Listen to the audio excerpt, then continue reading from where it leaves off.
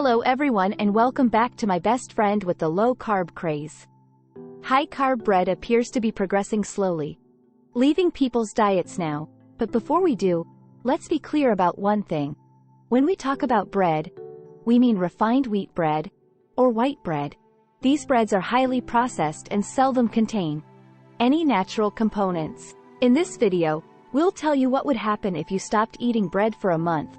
From reduced illness to more energy to improved digestion to weight loss to clearer skin, and more. Thousands of people have been sharing information about what's changed in their lives since they decided to stop eating flour-based products like bread, and the positive results, well, they speak for themselves.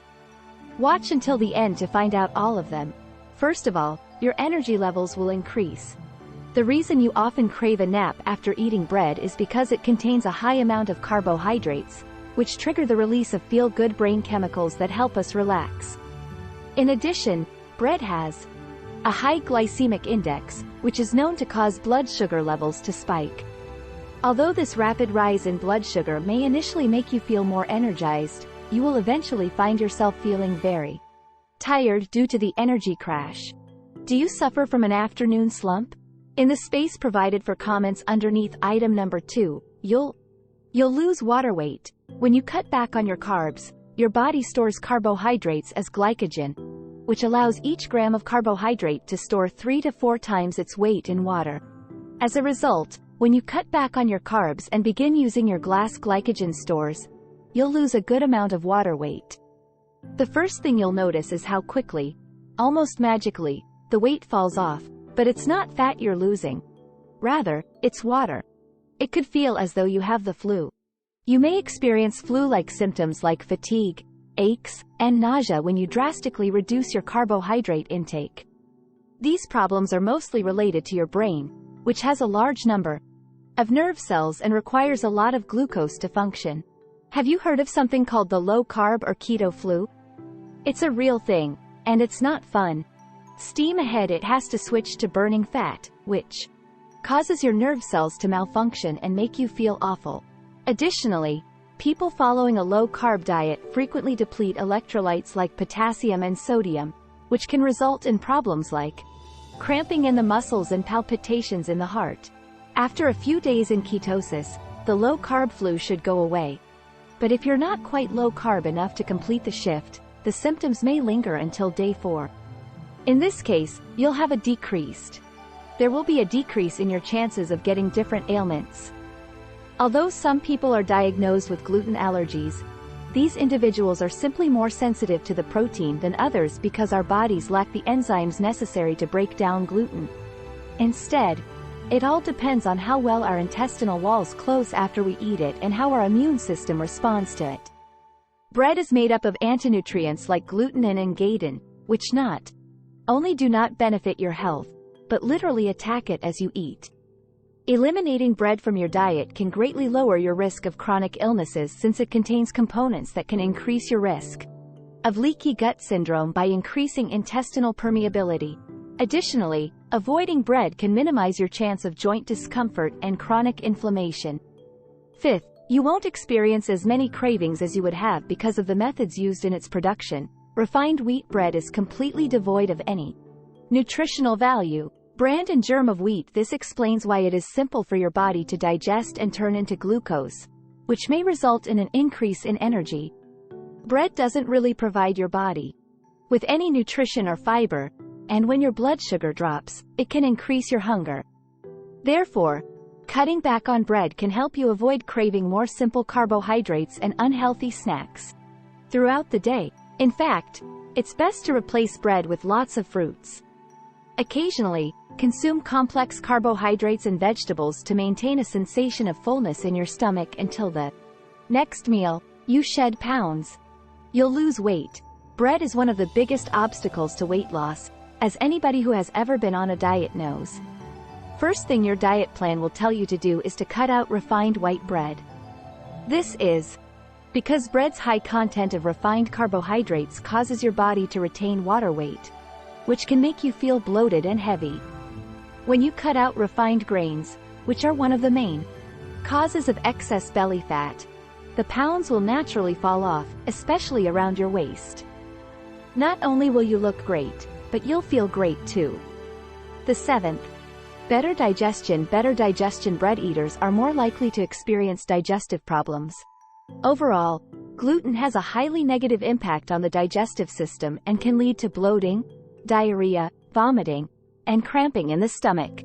In addition to making digestion challenging, gluten sensitivities can cause people who don't believe they have a gluten allergy to experience difficulties losing weight or perhaps developing certain diseases as a result of harmful buildup in the digestive tract. The 8th. More radiant skin. You've clearer skin. You've probably heard the adage, beauty starts from the inside out. The health and wellness community also uses a similar expression. What happens on the inside of your body will directly mirror on your skin. The bottom line is that the number one factor affecting your overall skin health will be your diet. So if you want healthy, glowing skin, you must prioritize maintaining a healthy diet rich in essential skin nutrients. Often, people are unaware that they have dietary sensitivity to wheat and gluten, which are both found in many types of bread. The symptoms of these conditions can range from mild bloating to more troublesome symptoms like chronic acne. Fortunately, the solution is very simple. Avenue 9. Things that could go wrong with your workouts.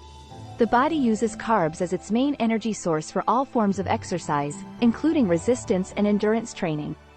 Cutting carbs will cause your energy levels to drop, which will reduce your body's ability to store carbohydrates, which will lower your force and power output. The worse your workouts go, the worse your results will be. You could become nervous. Your psychological state will also likely decrease as you reduce your intake of carbohydrates. Your brain uses carbohydrates as fuel for all forms of exercise, including resistance and endurance training. Reducing your intake of carbohydrates can cause a significant drop in energy levels, and less exercise equals less production of serotonin. You may experience anxiety as a result of cutting out carbohydrates from your diet. Watch the video titled, 17 Calming Foods That Can Ease Your Anxiety, to learn more about how eating the correct foods can help you control your anxiety levels. Let's go back to the 11th outcome of stopping bread consumption. There's a chance that you have bad breath. Many people who follow a low-carb diet into ketosis report having bad breath. This is because during the first stage of the low-carb diet, as you lose water, weight, you may develop dry mouth, which also contributes to foul breath. Even if the dry mouth goes away, the halosis caused by giving up bread won't. The only way to combat bad breath is to drink lots of water or chew parsley. Gum disease and severe diabetes can also be indicated by poor breath. Number 12. Lower cholesterol levels. Whole wheat bread has been shown to raise bad cholesterol levels by up to 60% over a 12-week period. This has been connected to a range of cardiac diseases, including heart disease. This startling statistic is the result of the majority of bread kinds' high wheat and flour content, which has been directly connected to a rise in cholesterol levels. Without officially having a high fat content, bread can elevate cholesterol levels. In fact, the impact of bread on bad cholesterol levels is currently a topic of heated controversy among nutritionists and other medical professionals. Research is coming out that suggests different, but some dietitians still contend that fat has the biggest effect on levels of harmful cholesterol. 13th. Reduce the risk of diabetes. Reduced diabetes. Bread and refined carbohydrates raise fatty acid levels, which raise the risk of type 2 diabetes and heart disease. Conversely, consuming whole grains can lessen the risk of heart disease, stroke, obesity, and type 2 diabetes, as well as improve blood cholesterol levels. How often do you eat bread each week? Do you like to have it for breakfast, lunch, or supper? And is it always the healthiest kind? Tell us in the space provided for comments below. Like this clip. Click like, share, and subscribe on Bestie. Then again, what kind of besties would we be if we kept our other fantastic vids to ourselves? Select the left option or create a video, then enjoy.